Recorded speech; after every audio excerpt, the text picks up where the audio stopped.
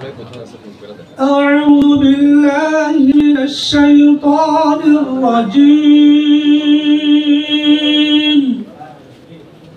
بسم الله الرحمن الرحيم চট্টগ্রাম নগরীর পতেঙ্গা থানার ৪০ নং ওয়ার্ডস্থ কাসাব্লাঙ্কা রেস্তোরাঁয় রাষ্ট্রকাঠামো মেরামতে বিএনপি ঘোষিত ৩১ দফা শীর্ষক পতেঙ্গা থানা তাঁতিদলের কর্মশালা অনুষ্ঠিত হয়েছে।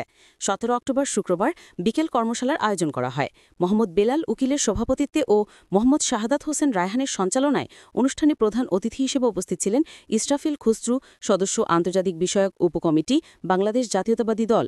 প্রধান বক্তা হিসেবে উপস্থিত ছিলেন মোহাম্মদ মিয়া ভোলা, সিনিয়র যুগ্ম আহ্বায়ক জাতীয়তাবাদী দল বিএনপি চট্টগ্রাম মহানগর।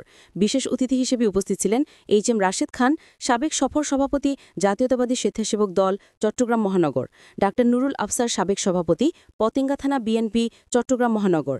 বিশেষ বক্তা মোহাম্মদ সেলিম হাফেজ, আহ্বায়ক তাঁতিদল চট্টগ্রাম মহানগর। বিশেষ অতিথি হিসেবে উপস্থিত ছিলেন মোহাম্মদ শাহাবুদ্দিন, সাবেক সাধারণ সম্পাদক পতেঙ্গা থানা বিএনপি চট্টগ্রাম মহানগর, লায়ন মোহাম্মদ মুনিরুজ্জামান মুরাদ সহ আরও অনেকেই। গত ১৫ বছরে রাষ্ট্রের প্রতিটি প্রতিষ্ঠানকে ধ্বংস করে দিয়ে গেছে।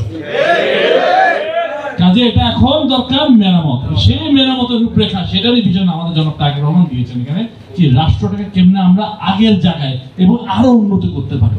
যে কাঠামোগুলো ভেঙে গেছে, যে ইনস্টিটিউশন, যে প্রতিষ্ঠান ধ্বংস করা হয়েছে, এগুলোকে আমাদের আবার মেরামত করে আগের জায়গায় নিয়ে আসতে হবে।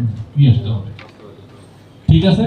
কাজে রাষ্ট্র এখন ভালো জায়গায় নাই, অর্থনীতি ভালো জায়গায় আছি, ভালো জায়গায় নাই। কমিশন বলেন, প্রশাসন বলেন, সবকিছুকে দলীয়করণ করা হয়েছে। আপনারা এখানে অনেকে আছেন, এখানে মামলার আসামি কয়জন হাত তুলেন যারা গত ১৫ বছর মামলার আসামি ছিলেন? হাসিনা আপনাদের বিরুদ্ধে ব্যবহার করছে। এরকম প্রশাসনিক টিকতে পারে, হতে পারে? এরকম ভাবে কি চলতে পারে? চলতে পারে না। তো বিন বলছে না, আমরা একটা জুডিশিয়াল কমিশন করব, যেটার মাধ্যমে আমরা আবার বিচার বিভাগকে ঢেলে পাই। এবং যে দেশে বিচার থাকে না, সেই দেশ কিন্তু আগাতে পারে না। যে দেশে ন্যায় বিচার থাকে না, সেই দেশে আগানোর কোনো উপায় আছে? নাই।